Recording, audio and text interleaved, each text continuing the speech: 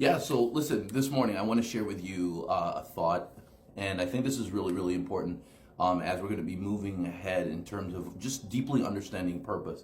You know, in John 10:10, Jesus says this really amazing statement when he says, "The devil cometh, the thief cometh not but to steal, kill, and destroy.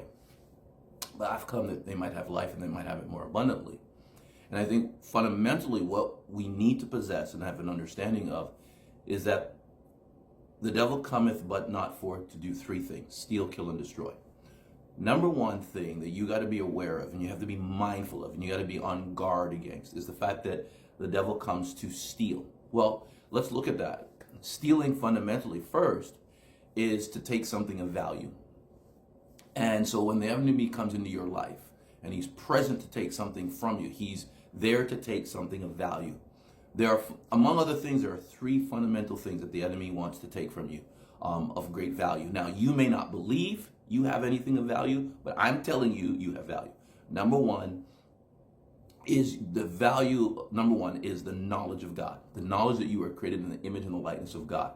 If there's anything that the enemy wants to do, is to rob your knowledge of self, of who you are. The Bible says of the prodigal son that when he came to himself, right? When he didn't know himself, he was in a pig pen. When he came to himself, when he got the revelation of knowledge of who he was, he understood that he had been robbed and that he was going to move from that position. So the enemy comes to rob you of the knowledge of self. Number two is he comes to rob you of value of the understanding of your uniqueness and what you are called to do.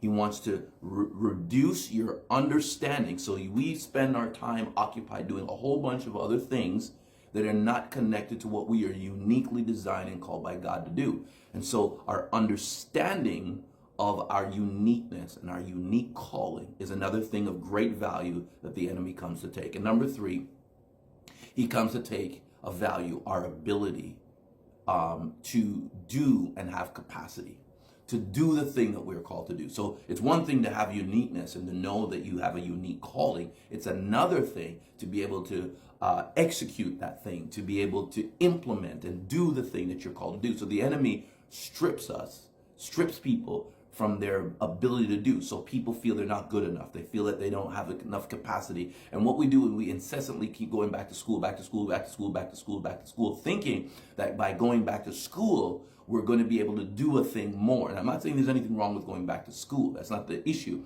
The issue is when going back to school becomes the end all and be all of the remedy. No, the remedy to all of this is number one, knowing who you are, that you are made in the image and the likeness of God, that you're a son or daughter of God, and you are equipped with everything that God created you with to be like him. I didn't say you are God. I said you're created like God.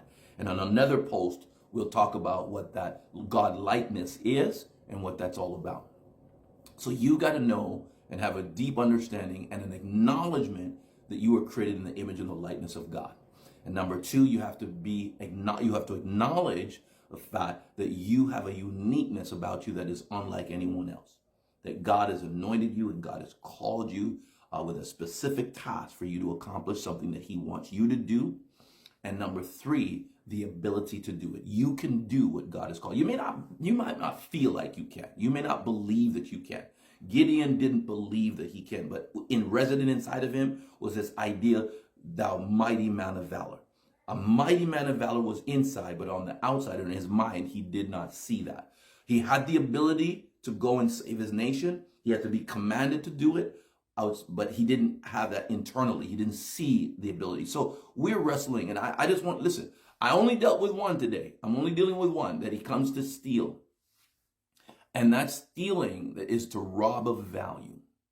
Ladies and gentlemen, brothers and sisters, my friends, my family, listen, you need to lock into the fact that you are a person of value, that you possess value. That's the only reason why you're going through the challenges, the struggle that you're going through, is because you have something worth taking, right? No thief, thieves will walk around and they'll look into homes, they'll look into cars, and if they don't see anything of value, they walk off and they go to the next vehicle or the next house or the next enterprise, whatever the case may be.